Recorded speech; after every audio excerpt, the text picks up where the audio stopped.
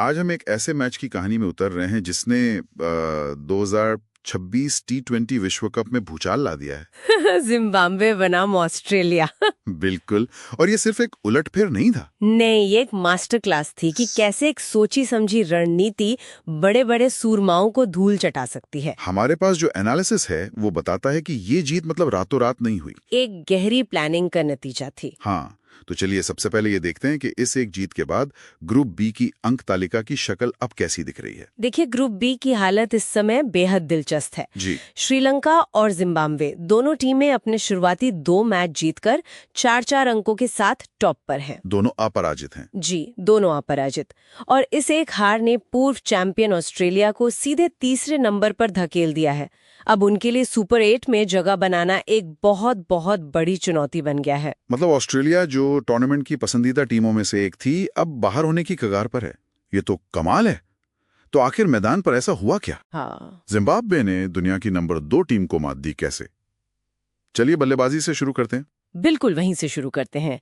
पहली नजर में 169 का स्कोर ऑस्ट्रेलिया के खिलाफ शायद बहुत बड़ा न लगे। सही बात है। लेकिन इसकी नींव रखी ब्रायन बेनेट की उस शानदार पारी ने 56 गेंदों पर 64 रन, और वो भी नाबाद। उन्होंने एक छोर संभाले रखा। और फिर कप्तान सिकंदर रजा। हाँ, उनका वो जरूरी कैमियो आया आखिर में। सिर्फ 13 गेंदों पर 25 रन, जिसने टीम को उस स्कोर तक पहुंचाया जिसे वो डिफेंड कर सकते थे। यहाँ पर एक बात मेरे दिमाग में आ रही है।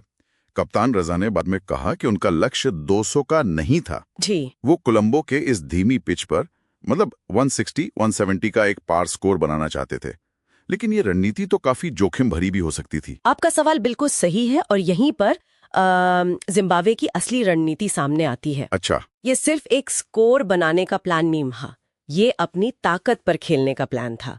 रजा को पता था कि कोलंबो की पिच दूसरी पारी में और धीमी हो जाएगी। और उनके पास ब्लेसिंग मुजरबानी थे। बिल्कुल, एक ऐसा गेंदबाज जो किसी भी बैटिंग लाइनअप को तहस नहस कर सकता है, और उन्होंने बिल्कुल वही किया।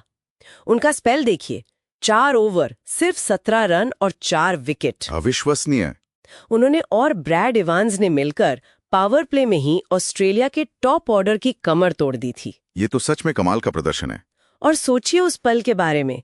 अपनी टीम को एक ऐतिहासिक जीत दिलाते हुए आप एडम जैम्पा का विकेट लेकर अपना 100वां T20 अंतर्राष्ट्रीय विकेट पूरा करती हैं। इससे बड़ा दिन किसी गेंदबाज के लिए क्या हो सकता है? ये सिर्फ एक आंकड़ा नहीं था, ये उस मैच पर जिम्बाब्वे की मोहर थी। तो इसका मतलब ये हुआ कि ये कोई तुक्का नहीं था, ये किस्मत का खेल तो बिल्कुल नहीं लगता। नहीं, बिल्कुल नहीं। प्रदर्शन का मिला जुला नतीजा था। और सिर्फ पिच को समझना ही नहीं, बल्कि अपने खिलाड़ियों की ताकत को भी समझना। उन्हें पता था कि मुजारबनी पावर प्ले में कहर ढा सकते हैं, और उन्होंने उन्हें ठीक उसी समय इस्तेमाल किया। जी। और ये सफलता और भी बड़ी हो जाती है जब आप जानते हैं कि टीम में चोटों की वजह से सिर्फ 13 खिलाड़ी ही पूरी तरह से फिट थे। ये उनका जबरदस्त जज्बा और लचीलापन दिखाता है। तो इसका मतलब ये सिर्फ जिम्बाब्वे की एक जीत नहीं है, ये T20 क्रिकेट के बदलते हुए दौर का भी एक संकेत हो सकता है। बिल्कुल। अगर हम इसे बड़े परिप्रेक्ष्य से जोड़ें तो हम देख रहे हैं कि T20 क्रिकेट अब सिर्फ बड़े हिटर्स का खेल नहीं रहा। हाँ, रणनीति ज्यादा जरूरी हो गई है। सही कहा। टीमें अब डेटा और पिच मैपिंग का इस्तेमाल करके जीतने लायक स्कोर को ज्यादा सटीकता से पहचान रही हैं। जिम्बाब्वे ने यहाँ बस इसे परफेक्ट तरीके से लागू किया और दिखाया कि सही रणनीति और हौसले के साथ कुछ भी मुमकिन है। तो अब वो सिर्फ एक प्रतिभागी नहीं है। नहीं, अब वो सुपर 8 के एक मजबूत दावेदार हैं। तो फिर श्रोताओं के लिए ये एक दिलचस्प सवाल है।